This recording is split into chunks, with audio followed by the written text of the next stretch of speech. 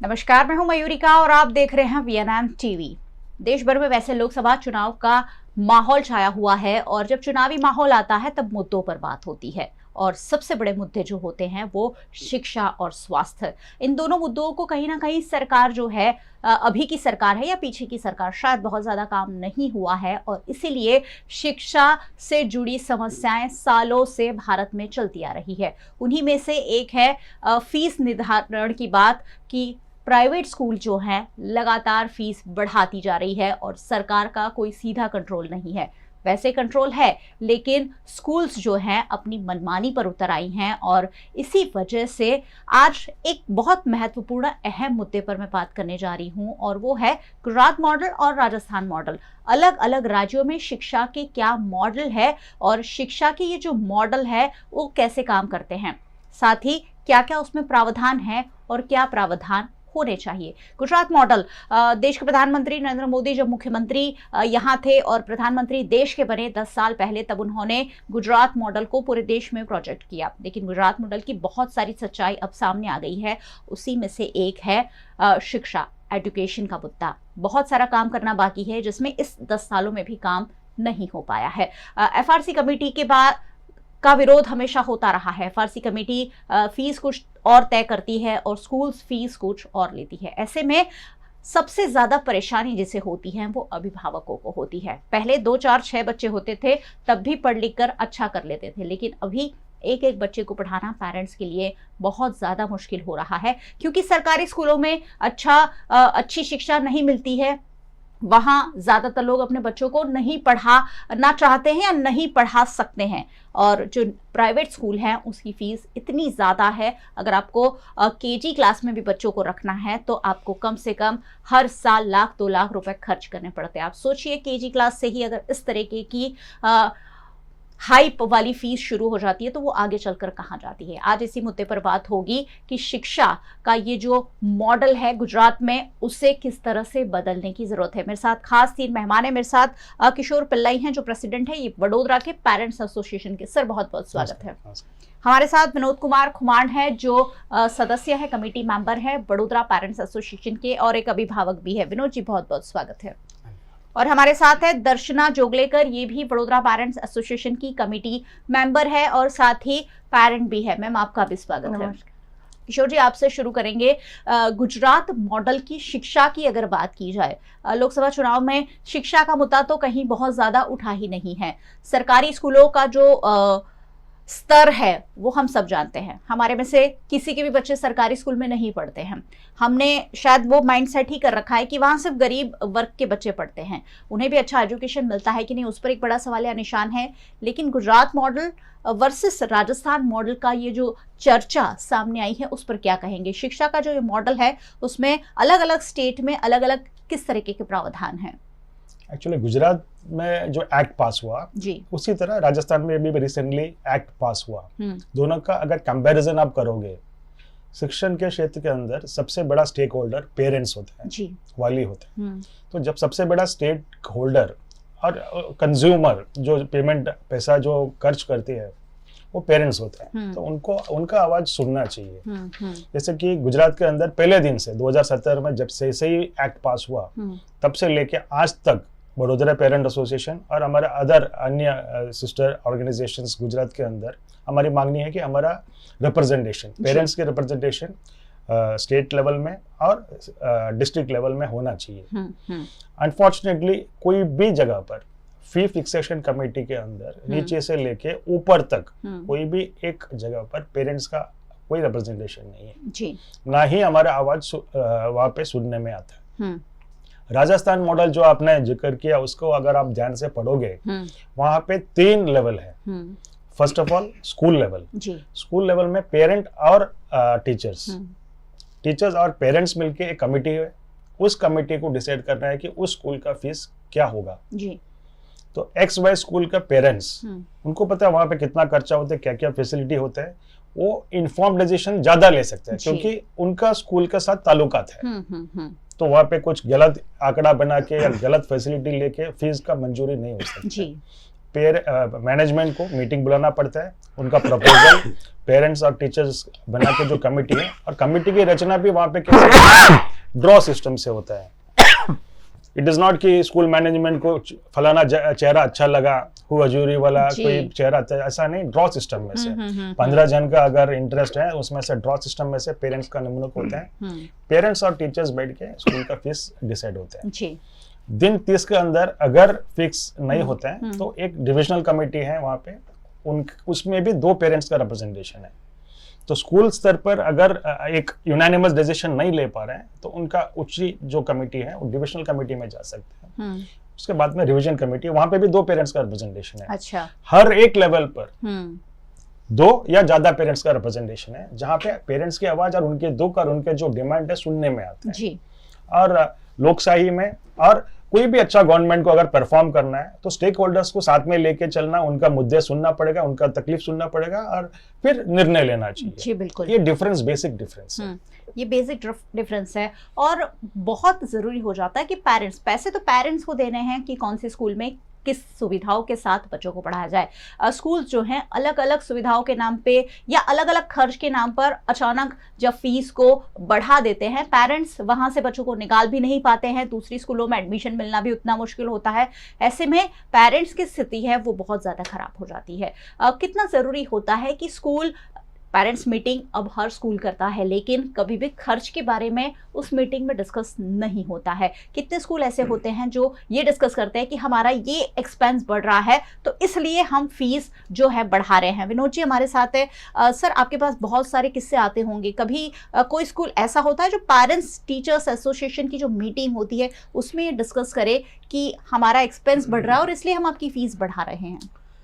हमारे ध्यान में ज़्यादातर यही आया है कि पेरेंट्स टीचर का जो एसोसिएशन है वो स्कूल के जो नज़दीकी स्टूडेंट है उसके जो पेरेंट्स हैं, जो खास पेरेंट्स हैं, जो स्कूल से ताल्लुकात रखते हैं, ऐसे पेरेंट्सों को लेकर ही ये लोग पीटीए बनाते हैं। अच्छा। ये कोई ओपन इलेक्शन नहीं करते हैं या ऐसा डिक्लेरेशन नहीं करते हैं कि किसको बनना है, इलेक्शन कैसे करके बनाना है, ऐसा नहीं है। ये ज्यादातर हमारे ध्यान में आया है। और हम अभी आ जाते हैं एफआरसी की बात के ऊपर। तो एफआरसी का मुद्दा ऐसा है कि 2017 में रूपाणी सरकार थी, उन्होंने एक वोट बैंक बढ़ाने के लिए अभिभावकों को अपनी सरकार की ओर खींचने के लिए एक एफआरसी की रचना की और उन्होंने 2017 में एफआरसी डिक्लेयर किया। तब जाके आज तक हमको ये लगा है कि एफआरसी है जो वो सरकार के गले की हड्डी बन गई है। सरकार इसके ऊपर पूरी तरह से काम नहीं कर रही है और इसको हटा भी नहीं पा रही है और स्टेट एफआरसी के ऊपर ही बहुत अच्छा काम कर रही है। जबकि गुजरात हमारा मॉडल, आपने बताया मोदी जी ने गुजरात को मॉडल बनाया, लेकिन जो 2 जरूरी इंपॉर्टेंट जो स्वास्थ्य और एजुकेशन, ये 2 चीजों के ऊपर आज भी इतना ध्यान नहीं दिया जा रहा। स्ट्रक्चर बहुत अच्छे बना लेते हैं, स्ट्रक्चर का जो रिनोवेशन होता है, स्ट्रक्चर का जो मोटिवेशन होता है, उसको डिक्लेयर करना है, वो बहुत बड़े फंक्शन होते हैं, लेकिन जो बेस होता है कि उसके अंदर क्या हो रहा है वो चीज बाहर नहीं आ रही है। और इसी को लेकर अभिभावक आज भी दुखी है। गवर्नमेंट स्कूल है दिन भर दिन खत्म होते जा रहे हैं, प्राइवेट स्कूल को ये लोग मोटिव करते आ रहे हैं। हमने पहले भी आरोप लगाया है और आज भी हम आरोप लगा रहे हैं कि ज्यादातर स्कूल्स जो भी सरकार में बैठे हैं, कोई भी सरकार हो, हम किसी भी सरकार का नाम नहीं लेते, वो सबको मालूम है कि कौन सी स्कूल किसकी है और सरकार में उसका क्या ओहदा है। तो इन लोगों की से मिली भगत की वजह से अभिभावक दुखी है और बच्चे परेशान हो रहे हैं। कोई इसके ऊपर कोई ठोस काम नहीं हो रहा है।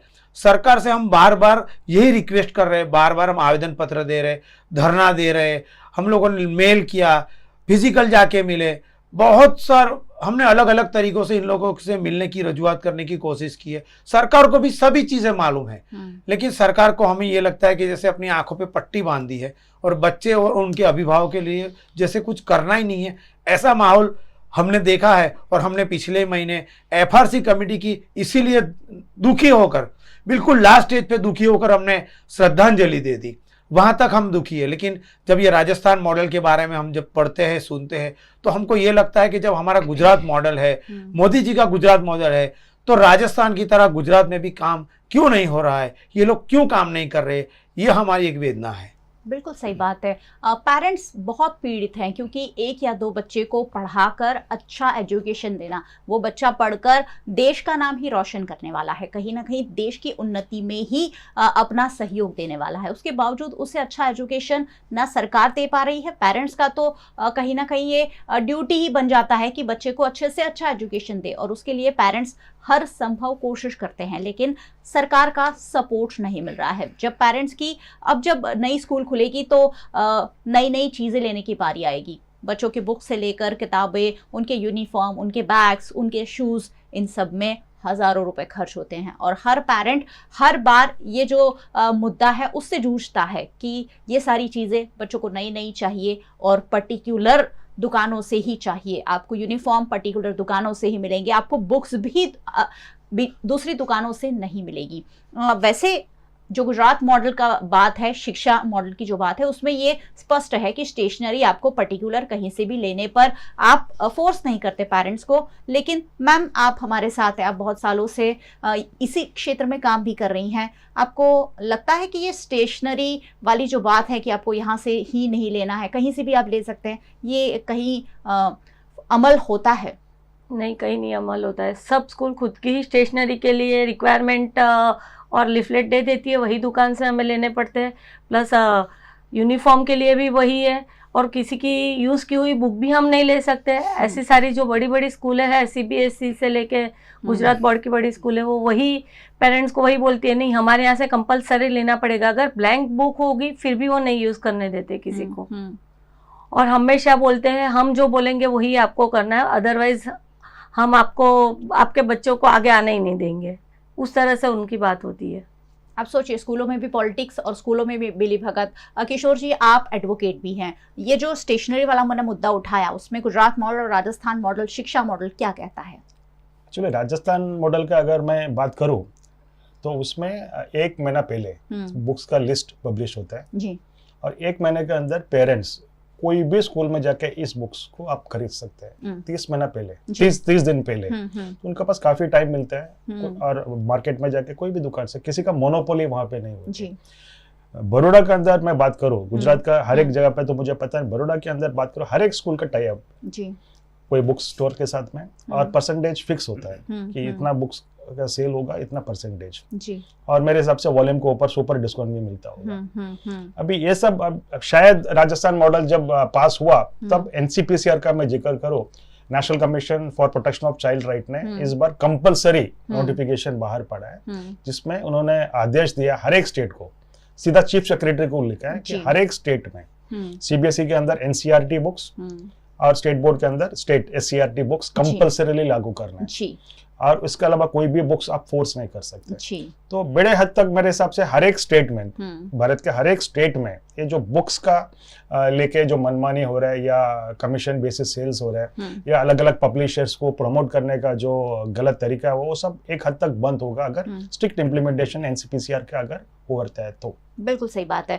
सर, आपको लगता है कि हर एक स्कूल में स्कूल स्तरीय फीस कमेटी होनी चाहिए, ताकि वो मिलकर, पेरेंट्स भी अपने बच्चों को अच्छे से अच्छा एजुकेशन देना तो चाहते ही हैं, तो अगर अच्छी फैसिलिटी स्कूल वाले दे रहे हैं तो कोई पेरेंट्स मना नहीं करेगा। आपको लगता है एक ऐसी कमेटी होनी चाहिए कि स्कूल वाले बैठे, पेरेंट्स बैठे और साथ मिलकर फीस तय करें?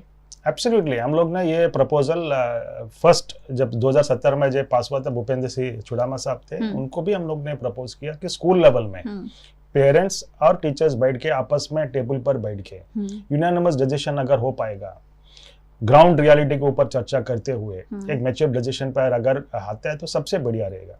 और डिस्प्यूट रिट्रेसल के लिए फिर उसको ऊपर तो कमेटी, जैसे कि राजस्थान की बात करो, डिविजनल कमेटी तो है ही जी, तो ये एक उत्तम प्रपोजल होगा स्कूल स्तर पर, पेरेंट्स का रिप्रेजेंटेशन के साथ बैठ के चर्चा और डायलॉग डिबेट से अगर एक स्ट्रक्चर नक्की हो सकता है, तैयार हो सकता है, तो सबसे बढ़िया रहेगा। क्या राजस्थान मॉडल में ऐसा कोई प्रावधान है? राजस्थान मॉडल में स्कूल लेवल में कमेटी कंपलसरी है। अच्छा। जिसमें पेरेंट्स और टीचर्स, मैनेजमेंट्स को मीटिंग बुलाना पड़ता है, मैनेजमेंट, स्कूल मैनेजमेंट को, जिसमें पेरेंट रिप्रेजेंटेटिव, टीचर्स और मैनेजमेंट के लोग बैठ के आपस में डिसाइड करते हैं। अगर डिसाइड करने में फेल हुआ, समझो कि मतभेद ज्यादा है और डिसाइड नहीं कर पाए, तो उन ऊपर का कमेटी में रेफर कर सकते हैं जी। सर, क्यों लगता है आपको कि राजस्थान मॉडल है वो शिक्षा के आधार पर बहुत अच्छा काम कर रहा है? क्या वजह मानते हैं इसकी? देखिए ये एक्चुअली मैं तो डीपली स्टडी किया, वहाँ पे पॉलिटिकल कंपल्शन है। जैसे कि आपने अगर पॉलिटिक्स वहाँ का स्टडी किया हो, 30 साल पहले की बात ना, आजकल जो लास्ट 5-7 हर 5 साल में सरकार बदलती है, कभी वसुंधरा कभी गहलोत, कभी वसुंधरा कभी गहलोत। जी बिल्कुल। और जब आउटगोइंग सरकार का ग्राफ भी आप देखो, अगर सरकार को चेंज करते हैं, परफॉर्मेंस थोड़ा सा भी कमी हो तो बुरी तरह हराते हैं जी, और performance up to the mark हो तो भी हराते हैं। तो 5 साल में जो चेंज होता है पॉलिटिकल सिस्टम में, उसमें एक कंपल्शन आ जाता है, एक रिस्पॉन्सिबिलिटी बढ़ जाता है और लोगों का आवाज उनको सुनने में मजबूर हो जाता है जी। गुजरात में एक तरफी पॉलिटिकल एटमॉस्फेयर है जी, और विरोध पक्ष लगभग विजिबल नहीं है आज के तारीख में। अगर मैं बात करूं तो एक पॉलिटिकल कंपल्शन नहीं है, उनको पता है कि काम करो या ना करो, शिक्षण के ऊपर जोर दो या ना दो, बच्चों का भविष्य बिगड़े तो भी हमारा कुछ पॉलिटिकली नुकसान नहीं होने वाला है। वोट तो मिलने वाले हैं, वोट तो मिलने वाला है। ये एक जो ओवर कॉन्फिडेंस जो है कुछ हद तक मेरे हिसाब से आज नहीं तो कल ये तो टूटेगी, और टूटने के बाद में शायद गुजरात के अंदर भी दूसरा अन्य राजस्थान मॉडल हम बात कर रहे हैं, वो एक आइसोलेटेड मॉडल नहीं है। बहुत सारे स्टेट्स, दिल्ली की बात करो, दिल्ली में शिक्षण का क्षेत्र एकदम उत्तम, छत्तीसगढ़ की बात करो, और कल मैं पढ़ रहा था कर्नाटका गवर्नमेंट, कर्नाटका में भी विरोध पक्ष अभी सत्ता में आया, उससे पहले दूसरा पक्ष थे, लेकिन वहां पे गवर्नमेंट स्कूल्स के अंदर करीबन जो टॉप में आए, बहुत सारे डिस्ट्रिक्ट्स में गवर्नमेंट स्कूल में से टॉप स्टूडेंट्स हैं, और जो स्टूडेंट्स टॉप आए गवर्नमेंट स्कूल्स में, उन स्कूल्स को डायरेक्टली डेप्यूटी चीफ मिनिस्टर ने ग्रांट पास किया उनका डेवलपमेंट के लिए। क्या बात है। तो एक ऑप्शन गुजरात के अंदर अगर मिडिल क्लास या लोअर मिडिल क्लास पेरेंट को अपने बच्चों को पढ़ाना है और अच्छी क्वालिटी एजुकेशन देना है, उनके पास प्राइवेट स्कूल के अलावा दूसरा कोई विकल्प नहीं है जी। बिल्कुल। अगर आप विकल्प दोगे, एक लेवल प्लेइंग ग्राउंड आप दोगे, इक्वल क्वालिटी वाला, इक्वल इंफ्रास्ट्रक्चर, इक्वल सभी तरीके का स्कूल अगर आप गवर्नमेंट स्ट्रक्चर में, गवर्नमेंट सेक्टर में आप खड़ा करोगे, तो मैं मानता हूँ कि एक ऑप्शन होना चाहिए। और जो अफोर्ड करेगा 2 लाख 3 लाख रुपया पर ईयर, वो उनका फाइनेंस सेल्फ फाइनेंस स्कूल में भी भेज सकते हैं, और बाकी लोगों को एक उत्तम क्वालिटी वाला एक प्राइवेट सेक्टर में, भले कॉर्पोरेशन के अंडर में हो, स्टेट के अंडर में हो, लेकिन पब्लिक सेक्टर में अगर होता है तो एक लेवल प्लेइंग ग्राउंड होगा, और लोगों को लाखों मैं तो करोड़ों की बात करूं, करोड़ों पेरेंट्स, अब तो लाखों तो प्ले स्कूल में ही खर्च हो जाते हैं, तो ये फायदा हो सकता है। बिल्कुल सही बात है। पॉलिटिकल विल का अभाव बहुत सालों से यहाँ भारतीय जनता पार्टी की सरकार है, गुजरात में तो है ही, केंद्र में भी भारतीय जनता पार्टी की सरकार है, लेकिन अभी भी हमारे जैसे लोग उस माइंडसेट पर नहीं पहुंचे कि हम अपने बच्चों को सरकारी स्कूल में एडमिट कराएं। हर एक मध्यम वर्ग का पेरेंट भी यही चाहता है कि बच्चे पढ़ेंगे तो प्राइवेट में ही, क्योंकि उन्हें ये कॉन्फिडेंस ही नहीं आ रहा है कि बच्चे सरकारी स्कूल में पढ़ेंगे तब भी अच्छा हो सकेगा। पहले के ज़माने में सरकारी स्कूलें ही हुआ करती थी, इतनी ज़्यादा प्राइवेट स्कूल्स नहीं थी, लेकिन अब प्राइवेट स्कूल्स को सपोर्ट करने के लिए जो सारा खेल खेला जा रहा है, उसकी वजह से एजुकेशन तो महंगा हो ही रहा है, साथ ही पेरेंट्स को भी उतना ही सहना पड़ रहा है। विनोद जी, आपको क्या लगता है एक पेरेंट कितना अच्छा रोल निभा सकते हैं अगर उसे एफआरसी कमेटी में या सरकार में कहीं ना कहीं रिप्रेजेंटेशन मिलता है? हम 2017 से ये चीज़ बोलते आ रहे हैं कि कोई भी चीज़ हो, कोई भी सेक्टर हो, उस सेक्टर में उस सेक्टर का एक्सपर्ट होना चाहिए। अब ये जो स्कूल्स पूरे चल रहे हैं, पूरे बच्चों के ऊपर चल रहे हैं, तो बच्चों को कैसी शिक्षा मिलनी चाहिए, उसको क्या चाहिए, वो कौन बता सकता है? उसका पेरेंट्स बता सकता है, और पेरेंट्स ही है जो बच्चों के लिए स्कूल को फीस दे रहा है जी। तो इसमें हिस्सा बनाओ। हम 2017 से गवर्नमेंट को बोलते आ रहे हैं कि हमें एफआरसी का हिस्सा बनाओ, पेरेंट्स की ओर से भी एक कमेटी मेंबर बनाओ। बड़ौदा की तो इतनी गंदी हालत है कि यहाँ कमेटी मेंबर नहीं है, उसकी वजह से स्कूल्स अपने मनमानी फीस वसूल कर रहे हैं, पेरेंट्स दुखी है इस बात को लेकर। ये बात भी हमने गवर्नमेंट में बताई हुई है। गवर्नमेंट हर चीज जानती है, गवर्नमेंट को सब कुछ पता है, लेकिन गवर्नमेंट ऐसा बिहेव कर रही है कि जैसे कुछ मालूम ही नहीं है। हर चीज उसके पास, हर डेटा उसके पास तैयार है, लेकिन कुछ भी मानने के लिए तैयार ही नहीं है। हम चैलेंज कर रहे हैं, हम आपके साथ हैं, आपको कौन सी चीज चाहिए। बड़ौदा में अभी भी हमारे पास एक लेटेस्ट डेटा है कि गवर्नमेंट स्कूल बन रही है, और उसी गवर्नमेंट स्कूल में हल्की गुणवत्ता की चीजें इस्तेमाल हो रही है, वो हमने पकड़ी है। और इसी स्कूल के मैनेजमेंट वाले और बड़ौदा के होद्देदार लोग हमको ये बोलते हैं कि इस चीज को आगे मत बढ़ाना, हमारा नाम बदनाम होगा, आगे इलेक्शन आ रहा है। वो चीजें हम तो जब डिक्लेयर कर ही देते हैं। लेकिन ये सारी चीजें हमने जब पकड़ी है तो आपको तो मालूम ही है, क्योंकि आपके अंडर में ये चीज हो रही है जी। हमने पकड़ी इसलिए आप हमको बता रहे हो कि इसको डिक्लेयर मत करो, लेकिन आपको तो मालूम ही, आप तो सरकार में हो, आपके अंडर में ये सब बन रहा है, सरकार सब जानती है।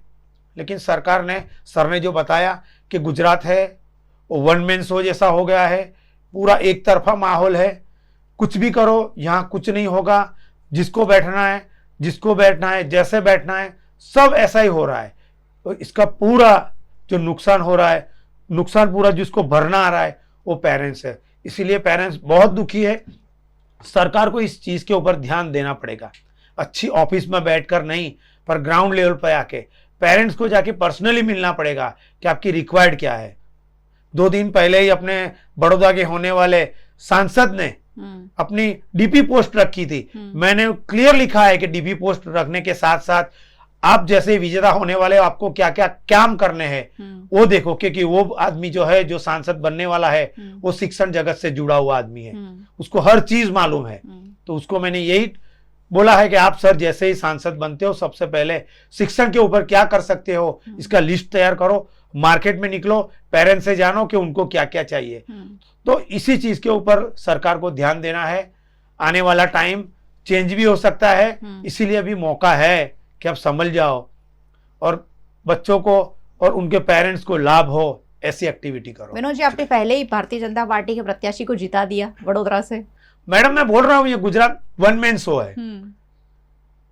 हमें गुजराती होने के नाते आपके मन से हम बोल रहे हैं कि हम ये चाहते हैं कि पूरी हिंदुस्तान में गुजरात की सरकार हो, पूरे विश्व में हिंदुस्तान की सरकार हो। एक गुजराती होने के नाते ये हमारा लागणी है, लेकिन हम ये चाहते हैं कि इसकी वजह से किसी को नुकसान भी नहीं होना चाहिए। बिल्कुल सही बात है। सरकार किसी की भी हो, नागरिकों को अच्छी सुविधा मिलनी चाहिए। एक आखिरी सवाल के साथ मैं इसे संपन्न करूंगी। मैम, जब खर्च की बात आती है तो बहुत ज्यादा एक परिवार पर, मध्यम वर्ग के परिवार हैं ज़्यादातर भारत में, उन पर असर पड़ता है। महिलाएं जो है वो बजट संभालती है घर का। आपको क्या लगता है जो इतना सारा पैसा भरना पड़ता है उससे घर का बजट कितना खराब हो जाता है? बहुत ही लो हो जाता है मैम, क्योंकि स्कूल वाले जब फीस बढ़ाते हैं तो वो 2017 से जब 15, 25, 27 का कायदा लागू किया तब से अभी तक उस में कोई इम्प्लीमेंट भी नहीं हुआ, ना उसमें कोई चेंजेस भी है। एफआरसी वाले कायदा बनाते उसके हिसाब से भी वो फीस ज़्यादा ही है। 15, 25, 27 का तो कहीं नामो निशानी छूट गया है। और ऊपर से जो फीस बढ़ाती है स्कूल, वो 15,000 भी बढ़ा सकती है, 20,000 भी। और अगर वो स्कूल फीस में वो नहीं लेती है तो वो ब्रंच के हिसाब से ले लेती है या बुक्स के हिसाब से ले लेती है। और वो दिक्कत डायरेक्ट बर्डन जो 1,000 रुपये की बुक्स थी वो डायरेक्ट हमारे को 4,000, 5,000 रुपये में पड़ती है। एनसीईआरटी की बुक के लिए अमल करने का बोला गया, वो भी कहीं भी नहीं। वो स्कूल वाले खुद की 3-4 बुक्स ऐसे ही रख देते हैं उनके लिस्ट के अंदर कि वो कंपलसरी पेरेंट्स को खरीदनी पड़ती, वो भी उनके ही बोले गए स्टोर पे से। तो इतनी दिक्कत आती है जब पगार 1,000 रुपीज़ या 2,000 रुपीज़ बढ़ेगा, उसके सामने हमारे को खर्चा 50-60 हज़ार रुपये का बढ़ जाता है। जी बिल्कुल। तो बहुत हमारे को प्रॉब्लम्स होती है पेरेंट्स को। तो जब भी फीस भरनी होती है, जब भी नया सामान खरीदने की बात आती है, कहीं ना कहीं पेरेंट्स टेंशन में आ जाते हैं कि इतना सारा खर्च मैनेज कैसे होगा। सर, आपसे भी आखिरी सवाल करना चाहूँगी। आपको लगता है कि राजस्थान मॉडल, आपने कर्नाटक मॉडल की बात की, अन्य स्टेट के मॉडल की बात की, इन सारे मॉडल को अपना के गुजरात को एक बेहतर शिक्षा मॉडल बनाना होगा? बिल्कुल। इसमें फर्स्ट सजेशन होगा कि पेरेंट्स का रिप्रेजेंटेशन करो। और सेकेंड जो एक्ट है, एक्ट के अंदर सेक्शन 10 सबसेक्शन 5 के अंदर फी रिविजन कमेटी के पास सत्ता है गवर्नमेंट को अपर स्कूल लिमिट जी गुजरात के अंदर मैक्सिमम फीस ₹1,00,000, ₹1,25,00,000 फिक्स करने का एक प्रोविजन रिविजन कमेटी, जिसमें फाइनेंस सेक्रेटरी मेंबर है, एजुकेशन सेक्रेटरी मेंबर है, हर एक सचिव गुजरात गवर्नमेंट का मेंबर है। एक अपर लिमिट फिक्स करना है, बिकॉज अभी तो स्काई इज द लिमिट करके बढ़ रहे हैं। 2,00,000 रुपया नेक्स्ट ईयर, ₹2,50,000। तो एक मिनिमम, कम से कम एक अपर सीलिंग भी अगर फिक्स करने में आया है तो कम से कम हमारे बच्चे को बड़ा करने में पेरेंट्स को अपना दूसरा कोई एक्सपेंस कम करके दूसरा कोई कॉम्प्रोमाइज करना ना पड़े। अभी हालत, हम तो पेरेंट्स से जुड़े हैं, हर एक पेरेंट्स का हालत बहुत ही गंभीर है। कहीं ना कहीं अपना बजट में काट के उसमें कमी करके बच्चों को पढ़ा रहे हैं। बिल्कुल। और बहुत दयनीय सिचुएशन हो रहा है। अब बच्चों को पढ़ाने के लिए लोन लेनी पड़ जाए, उस तरीके की सिचुएशन आ गई है। लोग अपने बच्चों को हर संभव कोशिश कर पढ़ाना चाहते हैं। 50,000 पहले सेगमेंट की अगर फीस होती है तो दूसरे सेमेस्टर में वो फीस 70,000 हो जाती है। आप सोचिए, वो पेरेंट बच्चे को निकाल भी नहीं सकते आधे सेमेस्टर से, और फिर इसी तरीके से प्ले स्कूल से लेकर स्कूल लेवल और कॉलेज लेवल पर हर जगह माता पिताओं का शोषण हो रहा है। और ये शोषण रोक सकती है सिर्फ सरकार।